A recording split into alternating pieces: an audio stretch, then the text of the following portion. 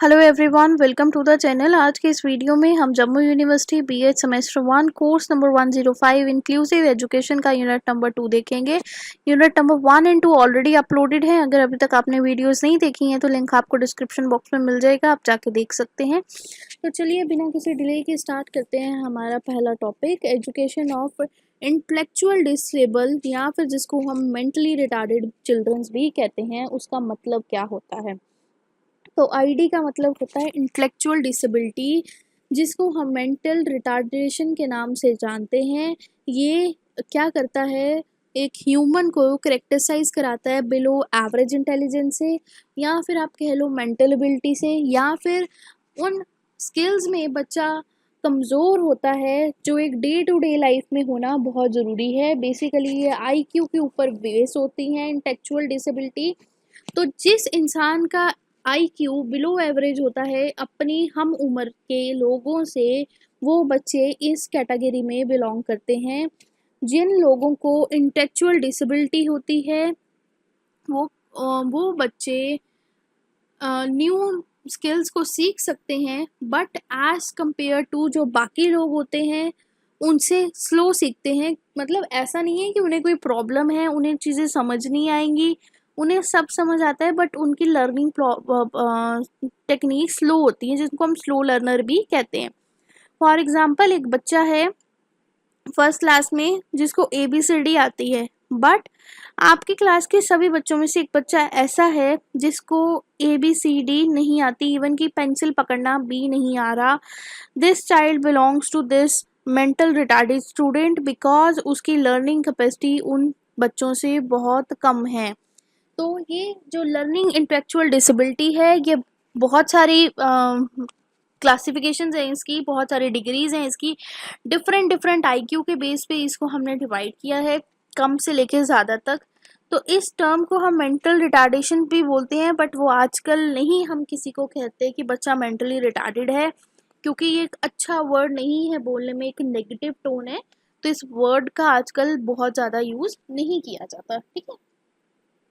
Intellectual disability जो है वो उसको हम रेफ़र करते हैं एक करेक्टरिस्टिक से या फिर कुछ लिमिटेशन से जो इंटेलेक्चुअल फंक्शनिंग जैसे कि लर्निंग, रीजनिंग, प्रॉब्लम सॉल्विंग में होती हैं, या फिर अडेप्टिव बिहेवियर जैसे कंसेप्चुअल, सोशल, प्रैक्टिकल स्किल्स उस बच्चे की कम होती हैं एज़ कम्पेयर टू दूसरे उससे, और उनको प्रॉब्लम फेस करनी पड़ती है अपनी day to day life activities में। तो ये जो डिसेबिलिटीज़ हैं ये बच्चे में 18 साल से पहले ही आ चुकी होती हैं।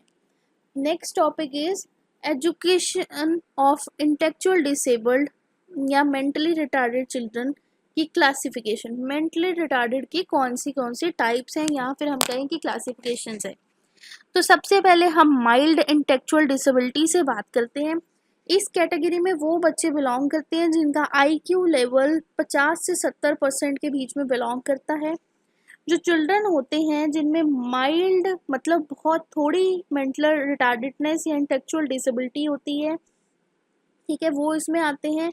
And it can be develop social and communication skills during the pre school year, ठीक है। And they may require support in the academic skills but can often learn practical life skills to live independently or with a minimum supervision। मतलब कि बच्चे, ये जो बच्चे होते हैं ये अपनी एकेडमिक स्किल्स में स्लो लर्नर होते हैं, उन्हें थोड़ी प्रॉब्लम आती है। कहते हैं ना जो हम एवरेज स्टूडेंट होता है, आप लगा लो वो इसमें बिलोंग करता है। बट वो जब अपनी लाइफ में प्रैक्टिकल चीज़ों पे आता है या फिर जब अपनी जॉब में आता है, वोकेशनल एजुकेशन में आता है, वो काफ़ी अच्छा परफॉर्म कर लेते हैं और अपनी ज़िंदगी को इंडिपेंडेंटली जी सकते हैं अगर उनको थोड़ी सी सुपरविज़न या फिर गाइडेंस मिल जाए। इसका एजुकेशनल फोकस है, बेसिकली हम इस पे फोकस करते हैं बच्चे की एकेडमिक स्किल्स पे, प्रैक्टिकल लाइफ की स्किल पे, वोकेशनल ट्रेनिंग पे, और inclusive education in a regular classrooms with additional support is a very common in this level of a student. आपने सुना होगा रेमीडियल क्लासेस होती हैं। रेमीडियल क्लासेस मतलब कि स्कूल ख़त्म हो जाने के बाद एक बच्चे को कुछ टाइम के लिए एक्स्ट्रा बिठाना और उसको पढ़ाना। अब ये जो एवरेज स्टूडेंट होते हैं, ज़रूरी नहीं है वो सब में हो, किसी एक सब्जेक्ट में भी हो सकते हैं, ठीक है। तो एवरेज स्टूडेंट को हम उसको एक्स्ट्रा सपोर्ट देते हैं, एक्स्ट्रा गाइडेंस देते हैं ताकि वो बच्चा उस चीज़ से बाहर निकल आए। Now the second is a moderate intellectual disability. इसमें जो बच्चों का आईक्यू लेवल 35 to 50% के बीच में आता है वो बच्चे बिलोंग करते हैं। और ये बच्चे जो होते हैं ये आपको अलग से ही दिख जाएंगे। ये नोटिसेबल डेवलपमेंटल डिलेज होती है इनमें, practically in speech and the motor skills. मतलब स्पीच में अटक अटक के बोलना, सोच सोच के बोलना, ठीक है, पता नहीं चल रहा क्या बोलना है, और लिखते टाइम लिखना भी नहीं। ये वो बच्चे इस कैटेगरी में बिलोंग करते हैं जिनको इवन की टीचर ने ब्लैक बोर्ड पे लिखा है वो भी नहीं लिख सकते, या उनको बहुत ज़्यादा टाइम लगता है उस चीज़ को कवर अप करने में। They can learn to communicate and develop their basic self care skills. तो उनको हमें सेल्फ केयर स्किल्स के बारे में सिखाना पड़ता है। इसका फोकस होता है डेवलप करना एक बेसिक रीडिंग, राइटिंग और अर्थमेटिक स्किल्स एक बच्चे में, अलॉन्ग विद द उसकी पर्सनल केयर, सोशल स्किल्स से। और जो स्पेशल एजुकेशन की क्लासेस होती हैं या इन बच्चों को स्पेशलाइज स्कूल में भेजा जाता है जहाँ पे इस बच्चे के ऊपर इंडिविजुअली ध्यान दिया जाता है अकॉर्डिंग टू देयर प्रॉब्लम्स, ठीक है। Now the third is a severe intellectual disability, जो बहुत ज़्यादा लेवल की है। इसमें वो बच्चा बिलोंग करता है जिसका आईक्यू लेवल 20 to 35% के बीच में बिलोंग करता है। इस बच्चे में बहुत सारी प्रॉब्लम्स होती हैं, सिग्निफिकेंटली डेवलपमेंट डिलेज होती हैं डिफरेंट एरियाज में, और उसके पास limited communication skill as well as उसको बहुत ज़्यादा सपोर्ट चाहिए होती है अपने दिन का कोई कार्य मतलब कोई भी काम कराने में। तो इसमें जो एजुकेशनल फोकस होता है हमारा बेसिकली ये होता है कि हम बच्चों को उसकी पहले तो सेल्फ केयर सिखाएं, दूसरा हम उसको बात करना बताएं, सोशली लोगों से मिलना सिखाएं। और ये जो एजुकेशन है टिपिकली इन लोगों को स्पेशलाइज स्कूल में ही देनी पड़ती हैं। ये बच्चे नॉर्मल स्कूल में नहीं पढ़ पाते क्योंकि उनमें बहुत ज़्यादा प्रॉब्लम आती है। The fourth one is profound intellectual disability. ये तो हाईएस्ट लेवल की इंटेलेक्चुअल डिसेबिलिटी है जिसमें बिलो 20% भी बच्चा बिलोंग करता है। इसमें जो चाइल्ड होते हैं वो डिसेबल होते हैं बेसिकली, या उनमें कुछ ऐसी एबिलिटी नहीं होती जो हम सब में है, और बच्चा जो है वो मेडिकल कंडीशन के कारण बाकी बच्चों के साथ नहीं चीज़ों को कर पाता। उसको हर समय कोई ना कोई सुपरवाइज़र चाहिए ही चाहिए 24/7, even to go for a washroom, for eating food. उसको 24/7 एक गाइडेंस की, एक सपोर्ट की ज़रूरत है। इसका एजुकेशनल फोकस होता है उसकी कम्युनिकेशन, उसके मोटर स्किल्स पे, उसके पर्सनल केयर पे। जो एजुकेशन स्कूल्स होते हैं वो स्पेशलाइज सेटिंग्स में होते हैं, वो मल्टी डिसिप्लिनरी एरियाज में चलते हैं ताकि वो उसके हेल्थ केयर प्रोफेशनल्स के साथ मिलके इस चीज़ को रिजॉल्व कर सकें। The next is a aetiology of the intellectual ID. Aetiology का मतलब होता है कॉजेज, क्या कारण है जिसकी वजह से ये आईडी जो हमारी प्रॉब्लम है ये एक बच्चे में आ जाती है। तो पहला तो कारण है एक जेनेटिक फैक्टर, ठीक है। जो क्रोमोसोम्स होते हैं हमारे उनके बीच में जब बनॉर्मलिटीज आ जाती हैं, डाउन सिंड्रोम्स या जिसको हम एक्स्ट्रा क्रोमोसोम्स कहते हैं, उनकी वजह से, या फ्रजाइल एक्स सिंड्रोम जिसको हम mutation on the x chromosome कहते हैं, उस प्रॉब्लम की वजह से ये थोड़ी इश्यूज क्रिएट होते हैं। The next thing is the inherited metabolic disorder. ये हमारे पास एक मेडिकल कंडीशन है जहाँ पे बॉडी है वो cannot break down the amino acid को वो ब्रेक डाउन नहीं कर पाती, जिससे हमारे जो मेटाबॉलिक डिसऑर्डर में प्रॉब्लम्स आ जाती हैं। और ये प्रॉब्लम खासकर इनहेरिटेड होती है फ्रॉम देयर पेरेंट्स और जनरेशन, जिसकी वजह से बच्चे में ये प्रॉब्लम्स फेस की जाती हैं। The next is a parental factors, ठीक है। पेरेंटल फैक्टर्स में इन्फेक्शंस ड्यूरिंग द प्रेगनेंसी, जैसे कि रूबेला हो जाना, या और भी जो हमारी प्रॉब्लम्स हैं उनकी वजह से बच्चे के डेवलपमेंट में जो हमारा बच्चा जहाँ पे होता है उसमें प्रॉब्लम आ जाना, कोई इन्फेक्शन हो जाना जिसकी वजह से बच्चे को ये प्रॉब्लम आ सकती है। सब्सटेंस अब्यूज़ जैसे कि अल्कोहल पीना, प्रेगनेंसी के टाइम पे ड्रग्स लेना, स्मोकिंग करना, जिसकी वजह से बच्चे का ब्रेन प्रॉपर्ली डेवलप नहीं कर पाता क्योंकि उसको ब्लड प्रॉपर्ली नहीं मिलता है और बच्चे को ये प्रॉब्लम्स हो जाती हैं। प्री नेटल फैक्टर्स, ठीक है, इसमें होता है बर्थ में कॉम्प्लिकेशन आ जाना, ऑक्सीजन की कमी हो जाना ड्यूरिंग द बर्थ, जब बच्चे को बर्थ होता है, बच्चा पैदा होता है, प्री मेच्योर डिलीवरी हो जाना या फिर लो बर्थ वेट होना, increase the risk of this thing, ठीक है, बच्चे का टाइम से पहले हो जाना, और trauma during the birth, physically injury हो जाना डिलीवरी के टाइम पे जो उसकी ब्रेन डेवलपमेंट में प्रॉब्लम कर सकता है। The next is a post natal factors, मतलब कि बर्थ के बाद। इसमें जैसे है हमारा मीनिटिंग, जैसे ये हमारी प्रॉब्लम्स हैं, इनकी वजह से कुछ हमारे मेडिकल टर्म्स हैं जिनको हम बोलते हैं, जैसे कि मेलेंजाइटिस, ठीक है, इसके ये जो होता है ये आफ्टर बर्थ होता है, जिससे बच्चे का जो ब्रेन है वो डैमेज हो जाता है, ये टाइप की इन्फेक्शन है। या फिर बच्चा किसी टॉक्सिन से एक्सपोजर में चला जाए, कोई पॉइजनिंग हो जाए, या कोई इन्वायरमेंट से उसकी मतलब खाने में या कुछ किसी फूड की वजह से या किसी तरह से इन्वायरमेंटल का कोई हार्मफुल केमिकल उसके अंदर चला जाए जिससे बच्चे की कॉग्निटिव डेवलपमेंट में प्रॉब्लम आ जाती है। The fifth one is nutritional deficiency, जैसे कि प्रॉपर न्यूट्रिशन ना मिलने से, आयोडीन और आयरन की कमी होने से बच्चा ब्रेन डेवलपमेंट प्रॉपरली नहीं कर पाता। सोशल एंड एनवायरमेंटल फैक्टर्स, जैसे lack of stimulation, malnutrition, abusive environment पे बच्चे के दिमाग पे असर पड़ता है, ठीक है, या फिर इनएडुकेट उसकी केयर नहीं होती प्रॉपरली जिससे वो बच्चा इंटेलेक्चुअल ग्रोथ प्रॉपरली नहीं कर पाता। न्यूरो डेवलपमेंट कोई ऑर्डर हो सकता है जैसे ऑटिज्म हो जाना, ठीक है, या फिर कैरेबल पाइलेसिस हो जाना, बच्चे की प्रॉपर ब्रेन को डेवलप नहीं कर पाता और मोटर स्किल्स को, ठीक है। ट्रॉमेटिक ब्रेन इंजरी होना, किसी एक्सीडेंट में किसी इंजरी हो जाना, किसी भी तरह बच्चा गिर गया है, ब्रेन की मालफॉर्मेशन होना, conditions like a small head size होना, बच्चे का छोटा साइज है हेड का तो प्रॉपरली ब्रेन नहीं डेवलप हो रहा, किसी अननोन कॉज से भी हो सकता है, ठीक है, जो इन्वेस्टिगेशन से पता लगे, या फिर मटर्नल हेल्थ से कि जैसे माँ को कोई डायबिटिक है, बीपी की प्रॉब्लम है जिससे उसको बर्थ टाइम पे कोई इन्फेक्शन हो गई है, कोई प्रॉब्लम आ गई है, या जो मैटरनल की मेंटल हेल्थ इशू है वो उसने पेरेंटल केयर के टाइम या डेवलपमेंट के टाइम बच्चे को इफेक्ट किया है, या फिर increase risk of chromosomal abnormalities with the advancing parental age, जो बच्चे जो पेरेंट्स बहुत लेट एज में जब लेडीज़ प्रेग्नेंट होती हैं तो उनमें वो अच्छी हेल्थ कंडीशन में बच्चा फॉर्म नहीं होता कई बार, तो उस वजह से भी एबनॉर्मलिटीज़ आ जाती हैं। Now the next pattern is कि कैसे पता लगेगा आपको कि बच्चा आईडी में बिलोंग करता है, कैसे हम उसको आइडेंटिफाई करते हैं।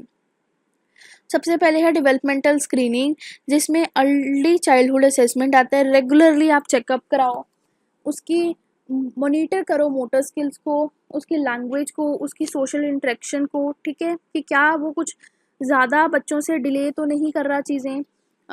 आफ्टर दैट उसके बाद है आईक्यू टेस्ट, ठीक है, सॉरी पेडिक्रेटिक एवेलुएशन, डॉक्टर के पास जाके डेली विजिट पे इन चीज़ों को चेक करवाना। फिर है स्टैंडर्डाइज टेस्टिंग, आईक्यू टेस्ट करो, आईक्यू टेस्ट के हमारे पास बहुत सारे फार्मूलाज हैं, उनके थ्रू इनकी कॉग्निटिव डेवलपमेंट पे ध्यान दो। अडेप्टिव बिहेवियर स्किल्स, ठीक है, डिफरेंट स्केल्स है हमारे पास, डेली लिविंग स्टाइल से, उसकी स्किल्स से, कम्युनिकेशन सोशलाइजेशन से, इन चीज़ों को देखो।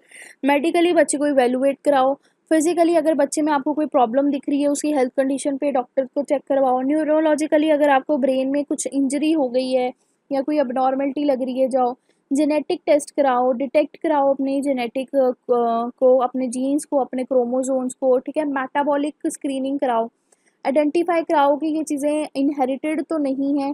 डेवलपमेंट हिस्ट्री चेक करो, किसी पेरेंट को तो नहीं था, ठीक है। ऑब्जर्वेशन रिपोर्ट, टीचर और जो केयर गिवर्स होते हैं वो बच्चे के बारे में पेरेंट्स को इन्फॉर्म करें अगर उन्हें ऐसा कुछ दिख रहा है, एजुकेशनली स्कूल्स में स्पेशल एजुकेशनल जो प्रोफेशंस हैं उनकी एकेडमिक परफॉर्मेंस या लर्निंग डिफ़िकल्टीज़ को असेस करें। बच्चे के अकॉर्डिंग इंडिविजुअलाइज प्लान्स बनाए जाएँ। स्पीच और लैंग्वेज असेसमेंट हो, स्पीच थेरेपिस्ट इसको इवेलुएट करे चाइल्ड की डेवलपमेंट को, थेरेपी दी जाए उसको अगर उसको नीड है। ऑक्यूपेशनल थेरेपी हो, मतलब कि उसकी फाइन और ग्रॉस मोटर स्किल्स को देखा जाए, उसकी कोऑर्डिनेशन देखी जाए, ठीक है। रिकमेंड किया जाए अगर किसी थेरेपिस्ट के पास जाना ज़रूरी है। साइकोलॉजिकल इवेलुएशन हो उसकी, उसका बिहेवियर, उसके इमोशंस को आइडेंटिफाई किया जाए, ठीक है। काउंसलिंग के सेशंस किए जाएँ। एनवायरनमेंट की असेसमेंट हो, जैसे होम की या स्कूल की इन्वायरमेंट, क्या किसी स्कूल या घर की प्रॉब्लम की वजह से बच्चा ऐसा बिहेव तो नहीं कर रहा। Functional assessment, daily life skills देखो उसके पर कि वो कपड़े पहनता है, खाना खा पाता है, हाइजीन का ध्यान रखता है, उसको सिखाओ चीज़ों को, ठीक है। कॉम्प्रिहेंसिव इवेल्युएशन, इन्वॉल्व करो एक प्रोफेशनल की टीम्स को, डॉक्टर्स को, साइकोलॉजिस्ट को, एडुकेटर को, थेरेपिस्ट को, और बच्चे की ओवरऑल सारी चीज़ों को डिस्कस आउट करो और पता करो कि ये चीज़ें कैसे चल रही हैं। Now the next thing is educational provisions क्या है इन बच्चों के लिए, इंटेलेक्चुअल बच्चों के लिए, तो वो हम डिस्कस करते हैं। तो पहला पॉइंट है हमारा इंडिविजुअलाइज एजुकेशन प्लान, कि बच्चे के अकॉर्डिंग, बच्चे की पर्सनलाइज नीड के अकॉर्डिंग एक एजुकेशनल इंस्टीट्यूट को प्रॉपर प्लान आउट करना चाहिए कि उसको क्या क्या प्रॉब्लम्स है, कैसे वो उसकी हेल्प आउट कर सकते हैं, और उस तरह से बच्चे की हेल्प की जानी चाहिए। Specialise teaching methods, special teaching methods को यूज़ किया जाना चाहिए according to the child's need. और जैसे कि विजुअल एड की ज़रूरत है, या फिर बार बार रिपीट करने की चीज़ों को ज़रूरत है, या एक्सपेरिमेंट्स के थ्रू अगर बच्चा जल्दी समझ सकता है तो उन चीज़ों को इन्वॉल्व करें। क्लास का साइज़ छोटा होना चाहिए ताकि हर बच्चे को प्रॉपरली अटेंशन मिल सके और टीचर बच्चे की प्रॉब्लम को आसानी से समझ सके, क्योंकि एक क्लास में जितने ज़्यादा बच्चे होंगे उतना कम समय मिल पाता है बच्चों को। Speech and language therapy, children को हमें उसके कम्युनिकेशन स्किल्स को इम्प्रूव करने के लिए स्पीच थेरेपीज़, लैंग्वेज थेरेपीज़ देनी चाहिए, जैसे कि जिससे कि बच्चा प्रॉपरली स्पीकअप कर पाए। ऑक्यूपेशनल थेरेपीज़ होनी चाहिए जिसमें बच्चा एटलीस्ट अपना खुद खाना खा के इम्पॉर्टेंट चीज़ों को लिखना सीखे, ड्रेसअप करना सीखे खुद को, उसके कोऑर्डिनेशन इम्प्रूव हो। बिहेवियर सपोर्ट हो, टीचर्स और जो काउंसलर्स हैं वो बच्चे के बिहेवियर को मैनेज कर पाएँ, एक पॉजिटिव रीइंफोर्समेंट हो एक बच्चे के अंदर। लाइफ स्किल्स की ट्रेनिंग मिले बच्चे को, प्रैक्टिकल स्किल्स उसकी जो डे टू डे लाइफ में ज़रूरत है, जैसे कि खाना बनाना, शॉपिंग पे जाना, पब्लिक ट्रांसपोर्ट यूज़ करना, किसी से बात करना, वो चीज़ें बच्चे को सिखाई जाएँ। असिस्टिव टेक्नोलॉजी, टूल्स और डिवाइसेस का यूज़ किया जाए जैसे जो बच्चे के लिए नीडफुल है, जैसे कोई स्पेशल ऐप है स्पेशल स्टूडेंट से लिए उसका यूज़ करो। स्पीच डिवाइसेस की ज़रूरत है, या फिर कुछ स्पेशल कीबोर्ड्स आ रहे हैं उनकी हेल्प से बच्चों को पढ़ाओ, ठीक है। पेरेंटल इन्वॉल्वमेंट, पेरेंट को इन्वॉल्व करो डिसीजन मेकिंग में, उनको ट्रेनिंग दो कि वो बच्चे की हेल्प कर सकें। इंक्लूसिव एजुकेशन हो, बच्चे का टाइम स्पेंड हो अपने प्रीज के साथ हु डोंट हैव डिसेबिलिटीज़, ठीक है, ताकि वो देख पाएँ कि भाई दुनिया ऐसे भी होती है और हमें कैसे खुद को बनाना है।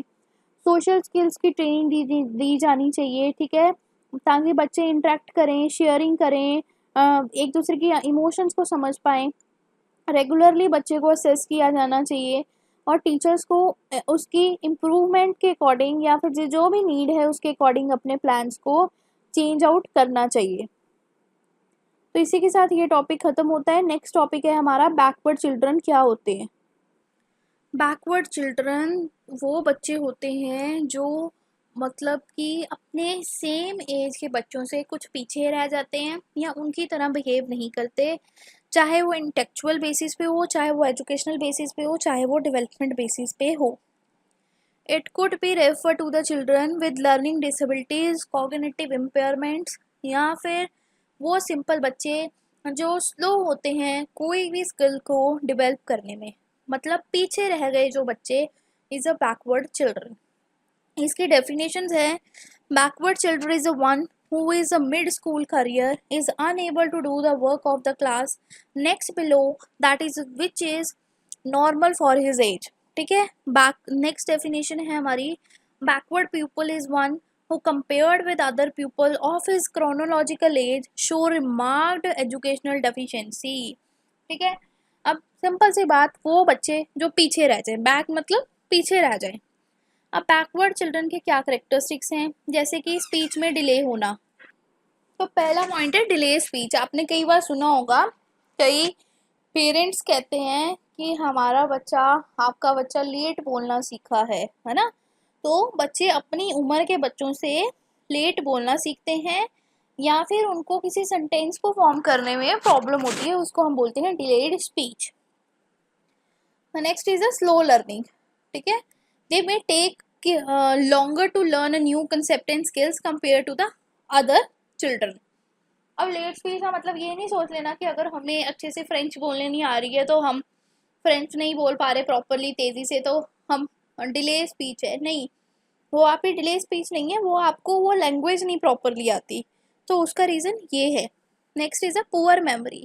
It might have been trouble कि उन बच्चों को काफ़ी समय तक चीज़ें याद नहीं होती या चीज़ें याद नहीं रहती। डिफ़िकल्टी फॉलोइंग इंस्ट्रक्शन, किसी इंस्ट्रक्शन को समझने में, किसी चीज़ को अंडरस्टैंड करने में प्रॉब्लम होती है। The next is a limited vocabulary, उनके पास वोकेबुलरी कम होती है, थोड़ी होती है, सिंपल वर्ड्स को यूज़ करते हैं। एकेडमिक परफॉर्मेंस उनकी कम रहती है, सोशल स्किल्स उनकी अच्छी नहीं होती, फ्रेंड्स नहीं बन पाते अच्छे से, फोकस कम रहता है, कंसंट्रेशन में प्रॉब्लम आती है, डिस्ट्रैक्टेड रहते हैं, मोटर स्किल्स इश्यूज होते हैं उनमें, भागना दौड़ना पेंसिल पकड़ने में दिक्कत आती है, बिहेवियर प्रॉब्लम होती है, एक्टिव नहीं होते या बहुत ज़्यादा एक्टिव होते हैं, एग्रेसिव होते हैं, फ्रस्ट्रेटेड रहते हैं ऐसे बच्चे। The next is a emotional immaturity, मतलब कि बहुत इमोशनली रिएक्ट कर देते हैं अपनी उम्र के बच्चों के साथ, जैसे किसी छोटी छोटी चीज़ों पर रूठ जाना, ठीक है, या फिर कोई इमोशनल प्रॉब्लम होना, सेल्फ एस्टीम कम रहती है, कॉन्फिडेंस नहीं होता उन बच्चों में। The next is a backward children eighty causes, ठीक है। इसमें है जैसे कि क्या ऐसे कॉज रहे जिसके कारण हमने उन बच्चों को बैकवर्ड चिल्ड्रन में कंसिडर किया। तो इसका है कारण जैसे कि जेनेटिक फैक्टर, ठीक है। कुछ चिल्ड्रन ऐसे होते हैं जो इस कंडीशन को बचपन से इनहेरिट करते हैं अपने पेरेंट्स से, और उनकी डेवलपमेंट में कोई प्रॉब्लम आ जाती है जो हमने अभी डिस्कस की थी, due to some chromosomes problem, ठीक है। The next is the premature birth, अगर बच्चा टाइम से पहले बर्थ हो जाता है, उसके ऑर्गन्स प्रॉपरली डेवलप नहीं कर पाते, बर्थ में कॉम्प्लिकेशन आना, ऑक्सीजन प्रॉपरली ना मिल पाना, कुछ इन्फेक्शन हो जाना at the time of pregnancy mother को, प्रॉपर बच्चे को न्यूट्रिशन नहीं मिलना, ठीक है, या मदर को न्यूट्रिशन नहीं मिलना उस टाइम, एक्सपोजर करना किसी टॉक्सिक सब्सटेंस के साथ, कोई इलनेस हो जाना लॉन्ग टर्म की वजह से, ठीक है, lack of simulation, properly environment नहीं होना, अपॉर्चुनिटीज़ नहीं मिलना, ठीक है, इन्वायरमेंट की वजह से डिले आना, इमोशनली बच्चे को निगलेक्ट कर देना, उसके किसी ब्रेन के किसी पार्ट में प्रॉब्लम है, उसको कोई मेंटल इशू है, किसी कारण बच्चा पर वीक है या उसे कोई मेंटली प्रॉब्लम है, कोई सोशल या इकोनॉमिक फैक्टर है जो उसको कर रहा है, जैसे कि किसी के पेरेंट्स के पास उतने पैसे नहीं है तो वो बच्चे को नहीं पढ़ा पा रहे तो वो आपसे पीछे रह गया, कोई सोशल इशू आ रहा है, लड़कियों को पढ़ने नहीं भेज रहे तो बच्चे पीछे रह गए, ठीक है। अब आइडेंटिफाई कैसे करना है कि वो चिल्ड्रन बैकवर्ड क्लास में आ रहा है या बैकवर्ड चिल्ड्रन है, ठीक है। तो इसके लिए कुछ पॉइंट्स हैं। देखो, आइडेंटिफिकेशन का मतलब है, अगर जो उसके कॉज है वो सारे कॉज अगर तुम्हें उसमें मिल जाएं किसी इंसान में, तो इट मीन्स कि वो उसमें वो प्रॉब्लम है। तो सिंपल सी बात है, तुम कॉजेज को आइडेंटिफिकेशन में लिख के आ सकते हो। तो पहला जैसे कि स्पीच या लैंग्वेज का डिले होना, ठीक है, किसी काम को करने में टाइम लगना, स्ट्रगल होना किसी चीज़ को लर्न करने में, अंडरस्टैंड करने में, सोशली अट्रैक्ट नहीं कर पाना, बिहेवियर में चेंज होना, गुस्सा ज़्यादा होना, शाइनेस ज़्यादा होना, मोटर स्किल्स का डेवलपमेंट नहीं होना, अटेंशन में प्रॉब्लम आना, ठीक है, रिपीटेटिव बिहेवियर करना, ठीक है, जैसे कि किसी चीज़ को पकड़ के कुछ करते रहे, टांगे हिलाते रहे, ठीक है, डायरेक्शंस को फॉलो अप करने में मुश्किल आना, आई कांटेक्ट नहीं करना किसी से, यूजुअली सेंसरी रिस्पॉन्सेज, रिएक्ट करना स्ट्रांगली किसी सेंसरी स्टिमुलेशन को, जैसे बहुत ज़्यादा लाउड साउंड है या ब्राइट ट्रेनिंग है, ब्राइट ट्रेनिंग बोल रही हूँ, ब्राइट लाइट है तो उस पर आप अजीब सा रिएक्ट करते हो जो लोग बाकी नहीं करते। पेरेंटल कंसर्न, ठीक है, पेरेंट उस चीज़ को नोटिस करें, डेवलप देखें कि कैसे उसका बच्चा डिफरेंस है दूसरों से, हेल्थ केयर प्रोवाइड करें उसको। तो जो कॉजेज हैं अगर वो किसी इंसान में है तो उसको वो प्रॉब्लम दिख जाएगी, तो वो वैसे ही आप उसको आइडेंटिफाई कर लो। द नेक्स्ट थिंग इज कि एजुकेशनल प्रोविजन क्या रहे बैकवर्ड चिल्ड्रंस के लिए। तो पहली बात कि इंडिविजुअलाइज प्लान बनाओ उनके लिए बच्चे के हिसाब से। स्पेशल एजुकेशन दो अगर बच्चा डिसेबल्ड है या कुछ उसमें स्पेशलाइज कैरेक्टरिस्टिक है। इंक्लूसिव एजुकेशन दो कि एक स्कूल में रह के उस बच्चे को भी ध्यान दिया जाए जो स्पेशल है। एक ऐसा करिकुलम अडेप्ट करो जो बच्चों के नीड के अकॉर्डिंग हो और हर बच्चे की एबिलिटी के हिसाब से हो। विजुअल एड का यूज़ करो ताकि बच्चे बहुत चीज़ों को देख के ईजिली समझ आते हैं। मल्टी सेंसरी लर्निंग करो, उसके मल्टीपल सेंसेस को स्ट्रॉन्ग करो। टेक्नोलॉजी का यूज़ करो, कम्युनिकेशन रीडिंग राइटिंग में उसकी हेल्प करो। स्ट्रक्चर्ड एनवायरनमेंट, प्रिडिक्टेबल एक स्ट्रक्चर्ड क्लासरूम बनाओ जहाँ पे क्लासरूम रूटीन ऐसी हो कि उसको एंजाइटी ना हो, ठीक है, उसकी लर्निंग अच्छी हो, उसको अपने फ्रेंड्स की सपोर्ट मिले। स्मॉल ग्रुप को इंस्ट्रक्शंस दो, अपॉर्चुनिटी दो कुछ ग्रुप्स को जिनको मतलब कि ये प्रॉब्लम आ रही है, उन पे इंडिविजुअल अटेंशन दो। कोलैबोरेट करो उनके पेरेंट्स के साथ, उनको बताओ, ठीक है। ट्रांजिशन प्लान्स बनाओ कि कैसे उस बच्चे को आप हेल्प करोगे कि वो आफ्टर द स्कूल भी अपनी थ्रू आउट द लाइफ में उस चीज़ का फ़ायदा उठा सके। तो इसी के साथ हमारा यूनिट नंबर 3 भी कंप्लीट होता है। अगर आपको वीडियो पसंद है वीडियो को लाइक करो, चैनल को सब्सक्राइब करो। सो बाय बाय एवरीवन, मिलते हैं एक नई वीडियो के साथ।